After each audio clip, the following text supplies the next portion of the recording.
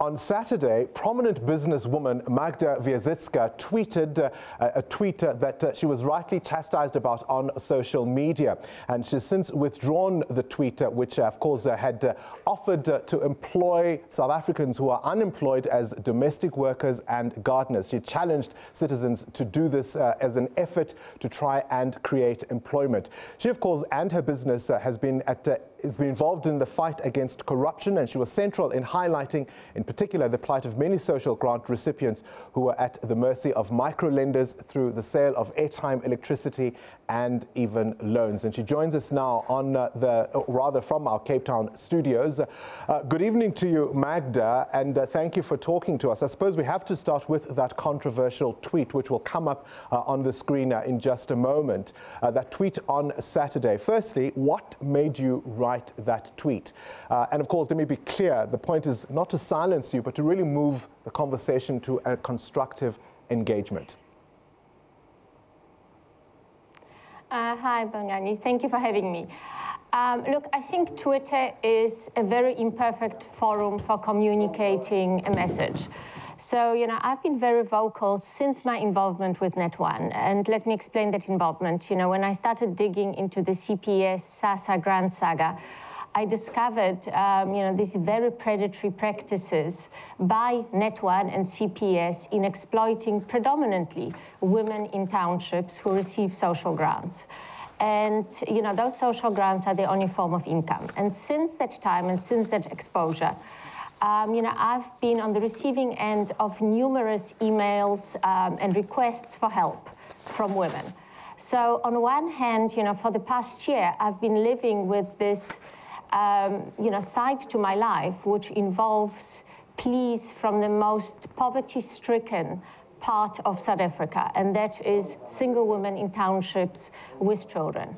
On the other hand, because of my fight against corruption, I've been invited to be a guest speaker at many functions, and at many of those functions, I look around at very privileged people, black and white, and they all want to do something, but no one is quite sure what it is that they can do. And really, my tweet was motivated by the fact that if you could bring those two together, if you could find employment, particularly for women in townships, I'm not looking at youth employment. I'm not looking at people who can gain access to universities. And, all of that is essential. But I was purely looking at the plight of women with children who need any form of income. And I just thought, if you could bring those two groups together and create immediate jobs, not jobs in 3 or 4 years' time, but immediate jobs. You could potentially create, 500,000 jobs instantly with very little effort. I do recognize, however, that it was a very, very sensitive area that I touched on. And maybe, that's a sensitivity that I don't quite understand. Look, I grew up in a 30-square-meter apartment in communist Poland. I spent a year in a refugee camp. I've seen my father dig ditches for a living, and he's a medical doctor, in order to put food on our table. I've never grown up with domestic help. We couldn't afford anything of the kind. So, I just don't understand, that sensitivity. Now I do. I think I'm going to stay off Twitter for a while. I think many people may agree that's a wise thing to do. And as you say, you have apologized for the tweet. Do you accept, though, the offense it caused, even though you're saying you were trying to assist particularly unemployed, unskilled women? You do accept that, in the absence of, more words, more context, more nuance on Twitter, you can't fully explain yourself. And the impression that that tweet created was that all you could see in terms of unemployed people, unemployed black people in particular, were domestic workers and potential gardeners. Oh, absolutely. Look, maybe I was also coming from the background that I do write a lot, and I write a lot of articles. And I've written articles about education and what, I believe we need to do in terms of improving education, particularly in rural areas of South Africa, and the use of technology in that sphere. I've written long articles about the need for the establishment of trade schools, which can train youth. We're sitting with a problem of 64% youth unemployment in this country. Signia has also joined the YES initiative, which involves creation of internships. And hence, I wasn't coming at it from a perspective of saying this is the only solution to South Africa's unemployment problems. I think, I was coming at it from a perspective of the fact that people know that I've kind of delved into these issues in much greater detail, and that I have written on many aspects of education and the need for upskilling of our population.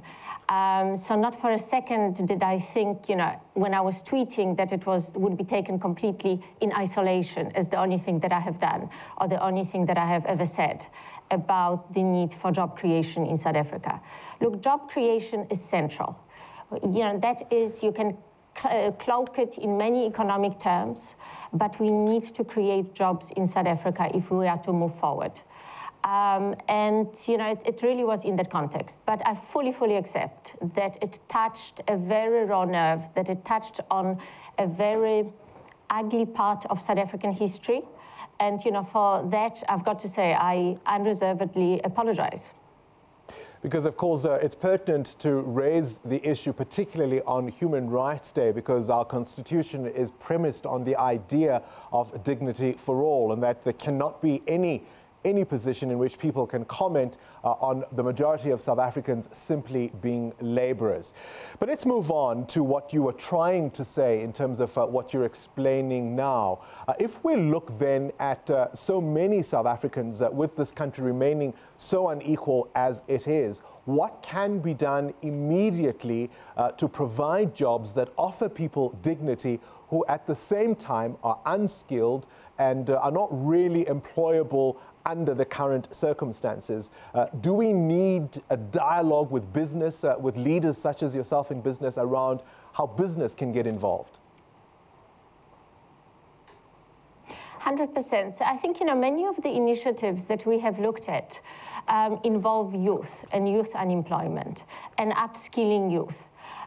Very little focus is actually placed on people who are older, in that older age bracket. And one needs to look at how the entire society can contribute, business, civil society, individuals, in creating employment, and at the same time, while you're creating employment for those people, upskilling them so that it's not just a position that they take and this is the position that they will hold for the rest of their lives. If you do employ, be it a domestic worker, there's absolutely no reason why you cannot offer the domestic worker access to education and skills and uplift them through that method. The same applies to business. If you look at people you employ in your business, and certainly that is something that we do at Signia, when we recognize talented, hardworking people, irrespective how junior the position is in the company, we do look at promotion opportunities and upskilling opportunities. And I think if every South African had exactly the same mindset that, you employ more people than you necessarily need, that's number one. Two, you pay them a living wage, not a minimum wage, but a living wage. So again, this issue of minimum wage has come up last week, and I've done quite a bit of research into what constitutes a living wage. And the number that seems to be the agreed on figure is it's 6,000 rand a month. So, we need to create positions and get people to a point where they're earning a living wage. And again, it's an initiative we've already started at Signia, and maybe other businesses can follow, where we've looked at all the contracts which we outsource to other companies, and we have looked at their pay structure, and we've decided that where those companies are paying their staff below living wage, we will supplement it through cash bonuses to those staff members. So I think that South Africa is facing such a dire situation in terms of unemployment and such a dire situation in terms of inequality that there isn't one answer. There is a multitude of different answers that needs to be applied to this problem. You know, we're sitting with 27% unemployment. But just to put into real figures, we are sitting with 12.8%, the 12.8 million unemployed women who live off social grants payable to their children. Something needs to be done. And, you know, we need to maybe have a conversation, maybe have a dialogue, but we need fast solutions to that problem. You really cannot live with this level of inequality and poverty that we've been living with for so many years, for another decade. Magda, perhaps part of the criticism against the tweet that you tweeted on Saturday is also around the relationship between big business in South Africa and government, and is seen as a very adversarial relationship.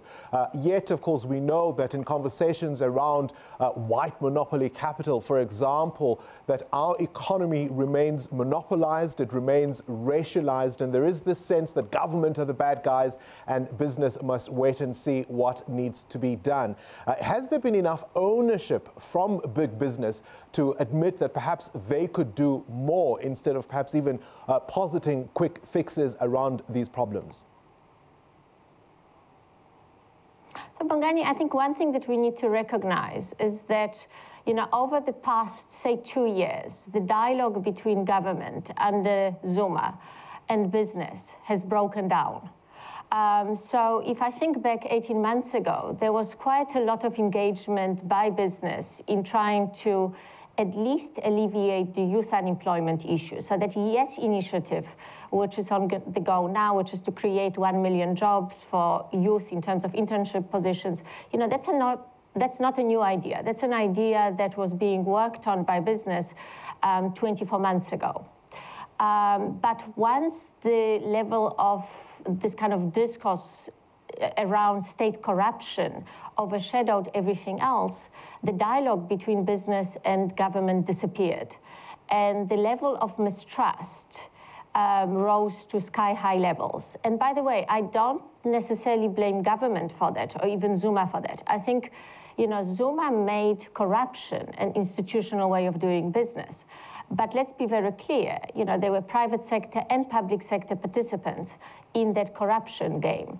So for every rigged tender, there was a very willing private sector participant willing to pay. And consequently, this whole issue of state capture has literally overshadowed any other debate and any other dialogue that we should have been having. And, you know, I think that those bridges are being rebuilt. I think it will take a lot of work. I don't think that this is an immediate issue because of the fact that, you know, clearly the current government under Cyril Ramaphosa does look at business and kind of says, well, where were you guys last year when we really needed you? And similarly, business looks at government and says, well, the levels of corruption are such that, you know, what's the point? But I think all of that is going to change. I think President Ramaphosa already talked about the fact that we are going to have a job summit, and I think it's very important to have these summits because that's where labor, government, business, civil society for that matter, can come together and come up with creative ideas. And really, there must be a multitude of different ideas on the table, not just one. It's not just all about, you know, free education or creation of internships. We need multifaceted solutions to this problem. Otherwise, we really are not going to move forward.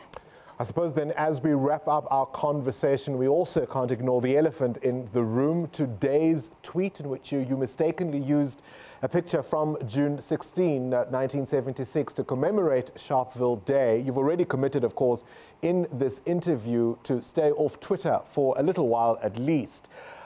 Can you explain and contextualize how that mistake occurred?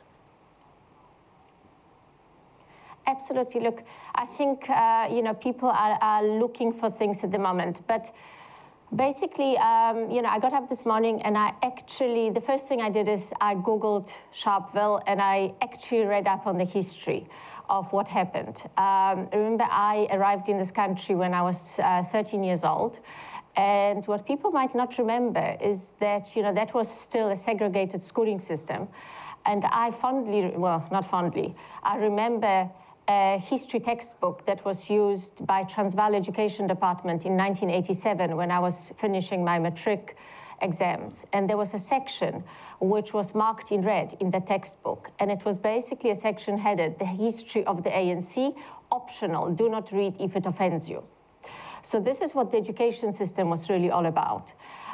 But today I did, read up on Sharpeville. And then once I've done that, I wanted to post a photograph that was meaningful. And I Googled it. And one of the first images was, very unfortunately, the Soweto image, which is such an iconic image. I mean, it's something that, I have kind of burnt on my mind and have for many years as being very representative of what apartheid was all about and the inhumanity of apartheid. So I uploaded that picture, but the moment I did so, I realized it's the wrong picture. And the mistake was to leave it up for 2 minutes, literally for 2 minutes, while I searched for a more meaningful photograph. And then I deleted that tweet and uploaded the correct photograph. But in those 2 minutes, a couple of people made screen grabs of that unfortunate tweet and created a narrative around it, which really is not the correct narrative. I do not have and cannot proclaim, as no white South African can proclaim, to have the sensitivity and the understanding for what happened under apartheid in this country. I think it would be false to claim that you can understand. What I do understand is I do understand what it means to live under an oppressive regime. I do understand what it means to live in poverty.